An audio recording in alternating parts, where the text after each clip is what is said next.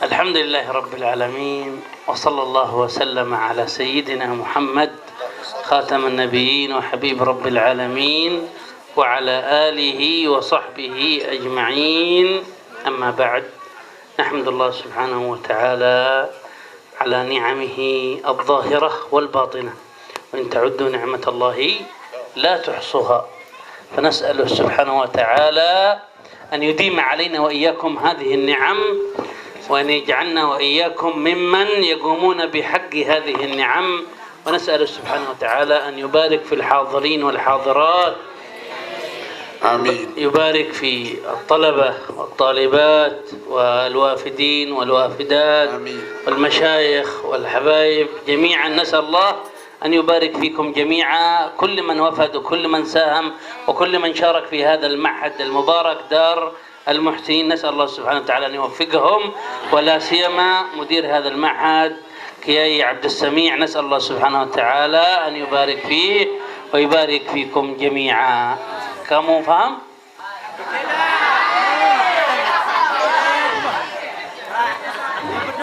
Kamu faham? Saya dengar kamu amin amin. Kamu faham, masya Allah. Sudah dengar berdoa. Assalamualaikum warahmatullahi wabarakatuh. Beliau memulai dengan hamdalah dan salawat salam kepada baginda Rasulullah sallallahu alaihi wasallam, sallu alaihi Allahumma salli. Dan beliau mengawali dengan doa yang sangat luar biasa, mendoakan kita untuk mendapatkan berkah. Amin. Seluruh yang datang, tulab talibat, siapa yang membantu sehingga acara ini terlaksana, didoakan oleh beliau mudah-mudahan dapat berkah. Secara khusus juga mudir atau ketua pengurus yayasan Darul Muhsinin, yaitu Tuan Guru Abdul Samit, didoakan supaya mendapat berkah, dan beliau juga berdoa supaya kita bisa melaksanakan seluruh nikmat Allah hanya untuk ibadah kepadanya, baik nikmat yang zahir ataupun nikmat yang batin. Semuanya bilang amin. Amin. Kamu paham?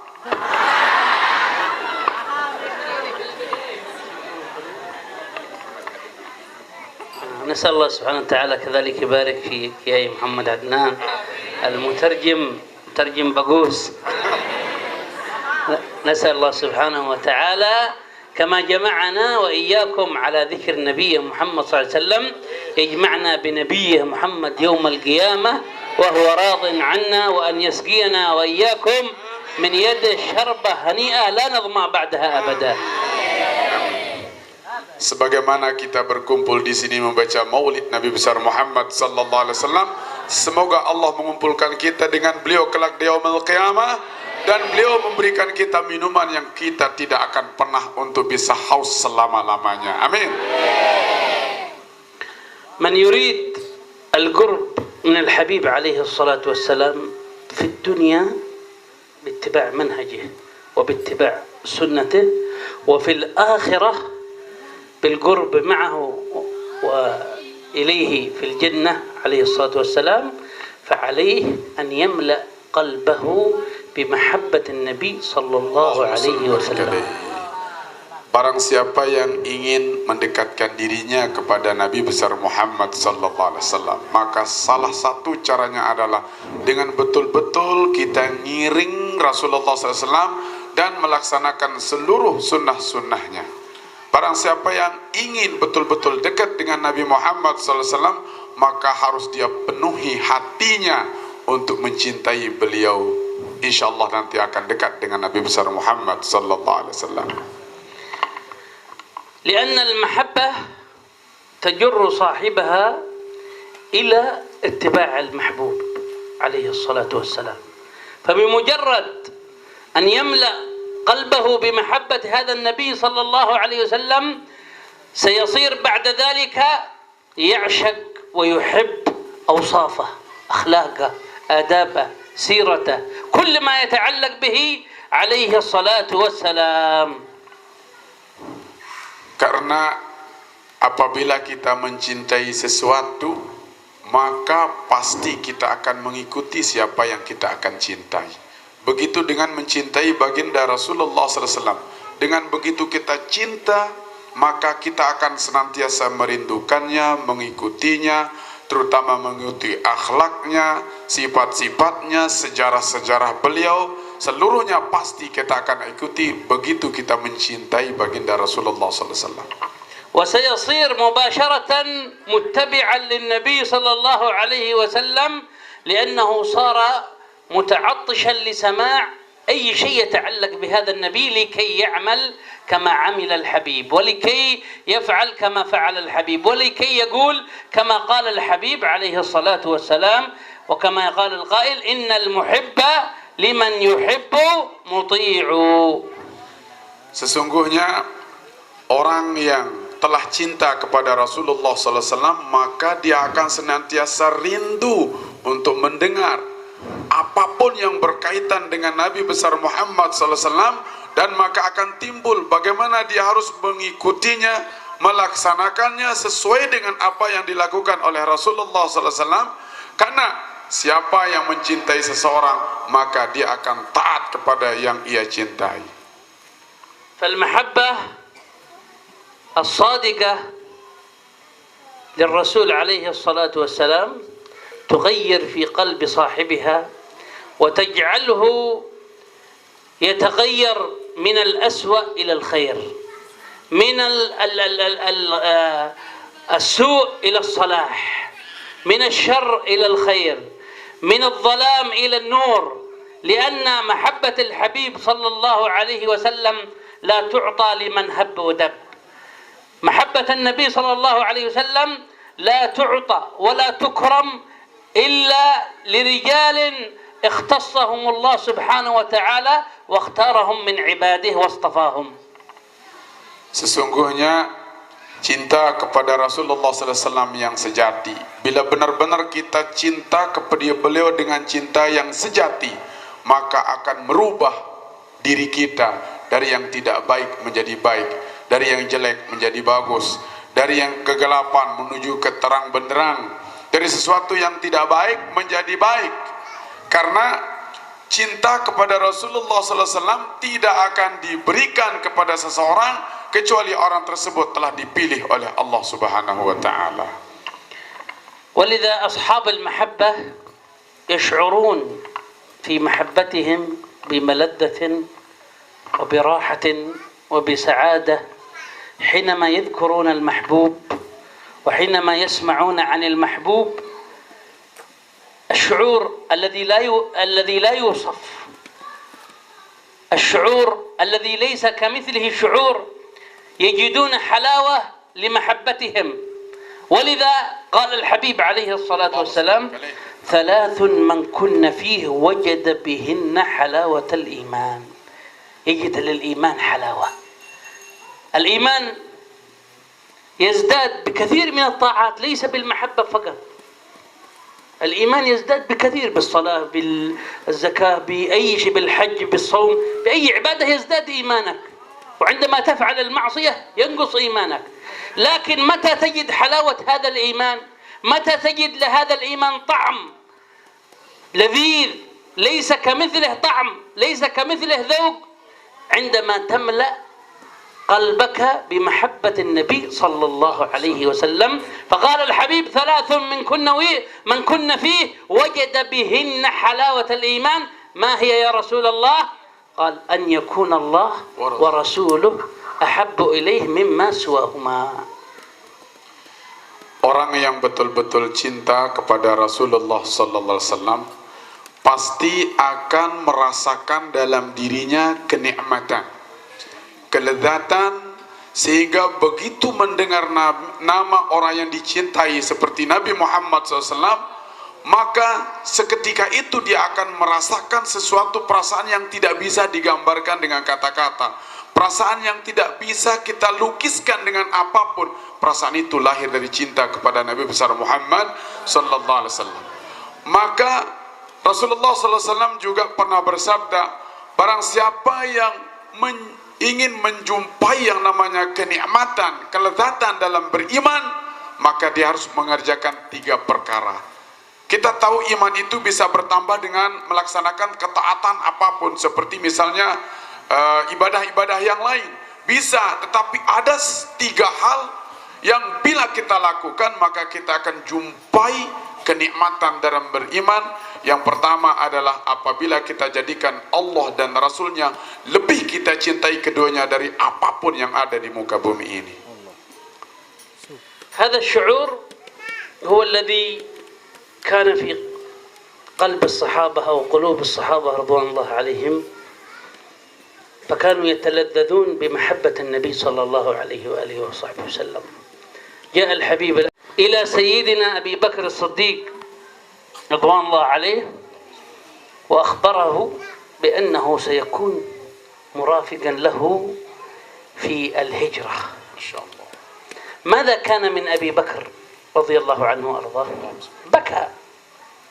تقول عائشة رضي الله عنها وأرضاها: لم أرى من قبل ذلك اليوم أحدا بكى من شدة الفرح إلا أبي. لم ترى أحد من قبل يبكي من شدة الفرح. أبوها سيدنا أبو بكر الصديق رضي الله عليه بكى من شدة الفرح. لماذا بكى؟ أنه سيرافق الحبيب عليه الصلاة والسلام إلى المدينة المنورة. Maka perasaan cinta kepada Rasulullah SAW itulah yang ada di dalam hati-hati para sahabat, sehingga para sahabat itu betul-betul menikmatinya karena di dalam hatinya ada cinta kepada baginda Rasulullah SAW. Maka Nabi kita, Nabi besar Muhammad SAW yang agung, suatu ketika datang kepada Sayyidina Abu Bakr As-Siddiq, mertua beliau, dan beliau membisikkan kepada Sayyidina Abu Bakr As-Siddiq, Rasulullah membisikkan bahwa dia dipilih untuk menjadi teman hijrahnya baginda Rasulullah SAW. Lalu apa yang terjadi? Sayyidina Abu Bakr As-Siddiq menangis. Berkata Siti Aisyah, saya tidak pernah melihat orang menangis sebelumnya karena terlalu senang seperti menangisnya ayah saya Sayyidina Abu Bakr As-Siddiq karena diberitahukan akan menjadi temannya Rasulullah hijrah ke Madinah. Sallu alaihi. وقد جاء في بعض الروايات أن أبا بكر الصديق رضوان الله عليه بعد أن توفي النبي من شدة الحزن الذي نازل قلبه ومن شدة الجزع الذي نزل على قلبه يخرج من جوفه رائحة كرائحة الشواء، وكأن كبده احترقت من شدة الفراق على الحبيب الأعظم عليه الصلاة والسلام. Di sebuah riwayat dikatakan, tatkala meninggalnya Sayyidina Abu Bakr As-Siddiq, beliau termasuk salah satu orang yang paling sedih karena berpisah dengan Rasulullah SAW tatkala meninggal Rasulullah SAW. Sehingga tatkala wafatnya Sayyidina Abu Bakr As-Siddiq, keluar dari mulutnya seperti kebakar, bau kebakar. Wafat Nabi Muhammad SAW. Saking sedihnya tatkala wafatnya baginda Rasulullah SAW, keluar dari mulut beliau itu bau yang seperti kebakar. Hatinya kebakar karena tidak sanggup berpisah dengan kekasihnya Nabi besar Muhammad SAW, sehingga dari dalam perutnya ini keluar seperti ada sesuatu yang terbakar. فكانوا يحبونه عليه الصلاة والسلام أشد المحبة وأعظم المحبة، حتى أن أبا سفيان بنفسه حين كان مشركا لما رأى محبة الصحابة رضوان الله عليهم لنبينا محمد عليه أفضل الصلاة والسلام، رأى أنهم كانوا يتبركون به، كادوا أن يقتتلون على الوضوء البقية من الماء. إذا توضأ النبي يكاد الصحابة يقتتلون عليها، إذا تنخم عليه الصلاة والسلام وخرجت منه نخامة أخذوها ويتبركون بها. أبا طلحة رضوان الله عليه وأبو طلحة رضوان الله عليه لما أعطاه النبي نصف الشعر بركة قال خذ هذا لك وخذ نصف هذا ووزعه للناس، بكى من شدة الفرح لما رأوا هذه النماذج من الصحابة رضوان الله عليهم. يقول أبو سفيان لقد وفدت على كسرى وقيصر والنجاشي الملوك العظام في ذلك الحين، ملك الفرس وملك الروم وملك الحبشة كسرى وقيصر والنجاشي، فلم أرى أصحابهم يعظمونهم كما يعظم أصحاب محمدا. Masya Allah. Maka sesungguhnya para sahabat sangat mencintai baginda Rasulullah SAW, dan pemandangan itu dilihat oleh Abu Sufyan tatkala dia masih belum masuk Islam, masih musyrik. Melihat bagaimana para sahabat itu mengambil barakah dari Nabi Muhammad SAW. Tatkala Nabi Muhammad berwudu, sisa wudunya itu hampir-hampir mereka itu saling bunuh untuk merebutnya, supaya memperoleh bekas wudu dari baginda Rasulullah SAW. Tatkala Rasulullah SAW berludah, mereka berebutan untuk mengambil dan mengusapnya ke badannya, bertabarruk, mengambil barakah dari ludahnya baginda Rasulullah SAW. Sehingga Abu Talha juga tatkala dibagikan rambut Rasulullah SAW, mereka Masya Allah, Abu Talha membagi-bagikannya lagi, ini untuk kamu, ini untuk kamu, dan beliau menangis karena sangat senang dengan apa yang dilakukan. Abu Sufyan mengatakan, saya telah datang kemana-mana ke raja ini, seperti raja Persia, raja Rum, raja Habasyah dan sebagainya. Mereka tidak pernah dihormati oleh kawan-kawannya seperti sahabat-sahabat Nabi menghormati, mengagungkan Nabi Muhammad sallallahu alaihi wasallam. فكانوا يعظمونه أشد تعظيم ويحبونه أشد محبة، ولذا يقول الحبيب عنهم لأنهم أهل المحبة، يقول لو أنفق أحدكم مثل جبل أحد ما بلغ مد أحدهم أو نصيفه. لمن يخبرنا نحن من أتينا بعدهم، بعد الصحابة رضوان الله عليهم، يقول لو أنفق أحدكم مثل جبل أحد من ذهب أو من فضة أو من غير ذلك ما بلغ مد أحدهم أو نصيبه. العمل القليل من أهل المحبة عظيم وكثير عند الله سبحانه وتعالى. Masya Allah. Sehingga mereka begitu sangat mencintai baginda Rasulullah sallallahu alaihi wasallam, para sahabat. Akhirnya Rasulullah sallallahu alaihi wasallam bersabda, kalau seandainya kalian mengeluarkan harta bendamu di jalan Allah, berinfak sebesar gunung Uhud, baik berupa emas, perak, itu belum seberapa dibandingkan dengan cintanya Rasulullah SAW kepada sahabat. Karena itulah adalah cinta. Nah, itu semua adalah sebagai pelajaran untuk kita. Maka sesuatu yang sangat sedikit terkadang membuat kita menjadi sangat luar biasa. Sallu alaihi. أهل المحبة الصادقة ترخص أرواحهم وأنفسهم لله ولرسوله، فلا يبالون بأنفسهم ولا يبالون بأرواحهم أن يبذلوها نصرة لله، نصرة لرسوله، فداء لله، فداء لرسوله عليه الصلاة والسلام. أبو بكر الصديق صاحب المحبة العظمى لهذا النبي، وهو في هجرته مع هذا النبي تارة يقف عن أمامه وتارة يقف من خلفه وتارة عن يمينه وتارة عن شماله. ما لك يا أبا قحافة؟ قال يا رسول الله أخاف أن يأتيك سهم، فإن يأتيني أنا فأفضل، لأني إن هلكت يهلك ابن أبي قحافة أو يهلك ابن أبي قحافة، فإن هلكت أنت تهلك أمها يا رسول الله. Akhirnya orang yang betul-betul mempunyai cinta yang benar, betul-betul cinta yang mendalam kepada baginda Rasulullah SAW, seperti apa yang dilakukan oleh orang yang paling mencintai baginda Rasulullah SAW, yaitu Abu Bakr as-Siddiq. Beliau, para sahabat juga dan yang lainnya tidak akan pernah peduli pada dirinya, harta bendanya, semuanya dilakukan hanya untuk Allah dan Rasulnya. Mereka sanggup menjadi tumbal Allah dan Rasulnya, tidak peduli harta benda, jiwa raga mereka. Seperti suatu hari Sayyidina Abu Bakr as-Siddiq terkadang Masya Allah di depan Nabi, di belakang Nabi, kiri Nabi, kanan Nabi, hanya ditanya, ada apa ini wahai Abu Bakr? Abu Bakar menjawab, saya khawatir ada panah yang datang kepadamu. Kalau saya yang kena, itu maka lebih afdal. Karena yang Mati hanya Abu Bakar, tapi kalau engkau yang kena, maka umat ini akan mati. واستمر على هذا المنوال وعلى هذا الخير الصحابة، ثم أتى بعدهم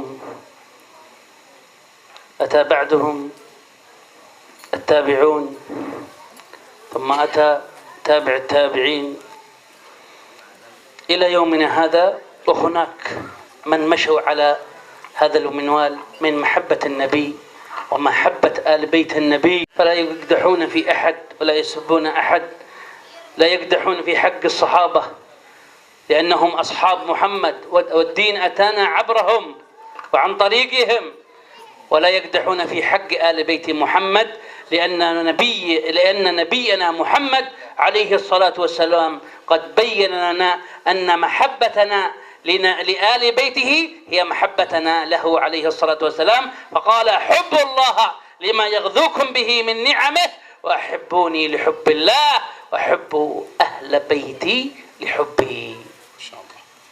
Akhirnya apa yang terjadi di zaman Rasulullah SAW, kebaikan-kebaikan karena cinta sahabat kepada Rasulullah SAW itu terus-menerus juga berlanjut kepada para tabi'in yang datang setelah para sahabat, lalu tabi'in sampai hari ini ada orang Masya Allah yang betul-betul mencintai, menghormati keluarga Nabi, sahabat Nabi. Tidak ada di antara mereka yang mau mencaci maki para sahabat, keluarga Rasulullah sallallahu alaihi wasallam. Karena sesungguhnya agama ini kita peroleh lewat beliau, para sahabat, keluarga Nabi besar Muhammad sallallahu alaihi wasallam. Maka cintailah Allah karena Dia yang telah memberikanmu rezeki, cintai saya karena saya membawa agamamu, dan cintai keluargaku juga. Jadi sampai saat ini pula kita alhamdulillah masih banyak di muka bumi ini orang-orang yang betul mencintai keluarga Rasulullah SAW, karena mencintai keluarga Rasulullah adalah mencintai Rasulullah sallallahu alaihi wasallam. وكما أخبرناكم أن أبا بكر الصديق رضي الله عنه جعل روحه ونفسه رخيصة للدفاع عن رسول الله صلى الله عليه وسلم، فكذلك من أتى بعد النبي وجعلوا أناس أتوا بعد النبي وبعد الصحابة وجعلوا أنفسهم رخيصة للدفاع عن آل بيت رسول الله صلى الله عليه وسلم. فحينما دخل وذهب الإمام الحسين إلى العراق وحاصروه، وقد ابتلي البعض من المؤمنين من المسلمين، ابتليوا بالدنيا بلعاعة الدنيا، فاشتروهم ووقفوا ضد الإمام الحسين ابن بنت رسول الله، وهم يقولون لا إله إلا الله محمد رسول الله، بالمال بالدنيا. حب الدنيا رأس كل خطيئة كما قال الحبيب عليه الصلاة والسلام.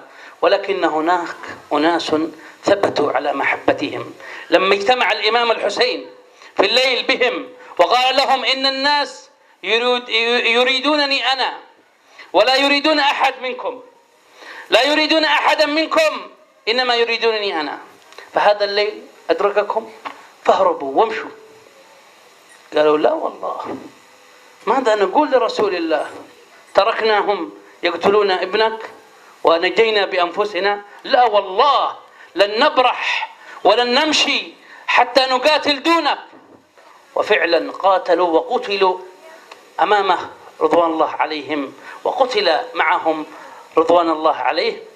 خلاصة الأمر أن هناك أناس في كل زمان وفي كل مرحلة من أخلصوا في محبتهم لله ولرسوله ولآل بيته، وهم ممن استخلصهم الله سبحانه وتعالى واختارهم الله للخير، فنسأل الله أن يجعلنا وإياكم منهم. Amin. Sebagaimana yang kami beritahukan bahwa Sayyidina Abu Bakar As-Siddiq saking cintanya kepada Rasulullah SAW, maka dia jadikan nyawanya ini sangat murah. Nyawanya seolah-olah kita bilang dia jual murah demi untuk membela baginda Rasulullah SAW. Dia tidak peduli akan nyawanya. Nyawanya itu rakhis, murah ketimbang yang lainnya. demi membela baginda Rasulullah sallallahu alaihi wasallam. Maka sampai saat ini pula masih banyak kita jumpai orang-orang yang betul-betul menjadikan jiwa raganya murah untuk membela agama baginda Rasulullah sallallahu alaihi wasallam. Sebagaimana yang diceritakan tatkala Sayyidina Husain datang ke Irak. Lalu mereka ditawan dan yang lain-lainnya sudah banyak yang terbunuh. Tinggal beliau. Di sana ada banyak orang yang Masya Allah gara-gara dunia, gara-gara uang menjual segala-galanya, pingin mendapat hadiah. Siapa yang bisa membunuh Sayyidina Husain radhiyallahu ta'ala anhu. Akhirnya Masya Allah datang orang-orang yang memang sudah terpilih karena cintanya kepada baginda Rasulullah SAW, cintanya kepada cucu baginda Rasulullah SAW, datang kepada Sayyidina Husain. Tetapi Sayyidina Husain mengatakan, mereka menginginkan saya, bukan kalian. Maka pergilah. Mereka menginginkan saya, kalian pergi. Jangan kalian di sini, nanti kalian terbunuh. Mereka orang-orang tersebut bersumpah, demi Allah, kami tidak akan pindah. Apa yang kami akan katakan kepada baginda Rasulullah kalau di depan mata saya ada cucunya yang akan dibunuh? Wallahi kami tidak akan pernah pindah. Kami akan terus berperang di sini sampai terbunuh. Yang penting Anda tidak terbunuh. Akhirnya apa yang terjadi? Terjadilah perang. Akhirnya Sayyidina Husain pun syahid dan sahabatnya pun juga mati syahid. Kesimpulannya, di sana ada, di setiap zaman, di setiap kurun waktu, ada Allah pilih orang-orang yang betul-betul cinta kepada Rasulullah dan siap membela agama Rasulullah dengan nyawanya sendiri. Allahu Akbar. نسأل الله سبحانه وتعالى أن يجعلنا وإياكم من المحبين لرسول الله ولآل بيت رسول الله وصحابة رسول الله. ونسأل سبحانه وتعالى أن يبارك لنا وإياكم في هذه الأيام وهذه الليالي المباركة. اللهم بارك لنا في رجب وشعبان وبلغنا رمضان وأعنا على صيامه وقيامه وقراءة القرآن. اللهم يا أول الأولين ويا آخر الآخرين ويا ذا القوة المتين ويا راحم الضعفاء والمساكين، انظر إلينا وإلى الحاضرين والحاضرات يا رب العالمين. اغفر لنا أجمعين. تب علينا يا تواب يا رحيم.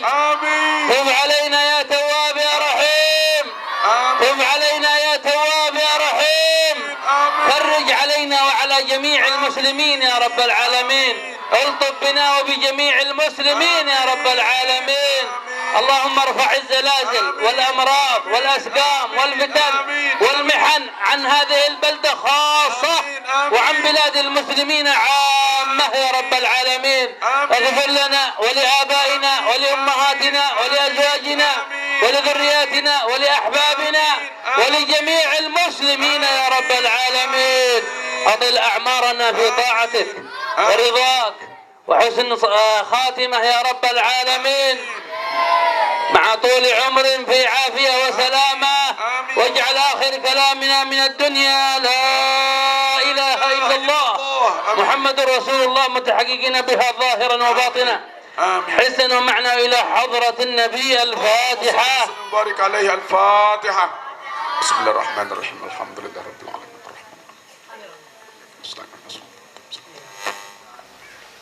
آمين.